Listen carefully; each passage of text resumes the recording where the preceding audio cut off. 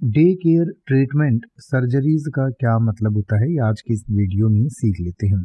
कई बार जब आप कोई हेल्थ इंश्योरेंस लेते हैं तो उस समय आपको कहा जाता है कि इसमें आपकी डे केयर ट्रीटमेंट और सर्जरीज शामिल हैं। तो इसका मतलब ये होता है कि वैसे तो कोई भी बीमा जब होता है, आपके पास हेल्थ इंश्योरेंस होता है, तो उसका क्लेम आप तभी ले सकते हैं जब आप 24 घंटे के लिए कम से कम अस्पताल में भर्ती होते हैं।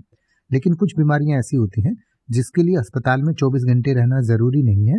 यानी कि आपकी कोई सर्जरी हुई, यानी कोई छोटा मोटा ऑपरेशन हुआ, या कोई भी ऐसा काम है जिसकी दवाई आपने दिन दिन में ली और शाम को आप घर आ गए, तो उसमें भी कुछ स्पेसिफिक केसेस में आपको पूरा जो क्लेम है, यानी कि जो बीमा की जो राशि है वो पूरी मिल जाती है, जितना भी आपका खर्चा होता है।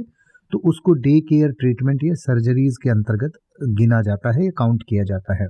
तो इसके अंतर्गत अगर आपके इंश्योरेंस में ये फैसिलिटी है, तो इसका मतलब कि अगर आप दिन दिन में भी थोड़ी देर के लिए भी अस्पताल में भर्ती होते हैं कुछ स्पेसिफिक बीमारियों के लिए या कोई सर्जरी के लिए, तो आपको उसका भी क्लेम मिल जाएगा। पूरे 24 घंटे आपको अस्पताल में रहने की ज़रूरत नहीं है। तो इसके बारे में और डिटेल से पढ़ना चाहें तो आपकी स्क्रीन और वीडियो के डिस्क्रिप्शन में दिया गया है, आप पढ़ सकते हैं।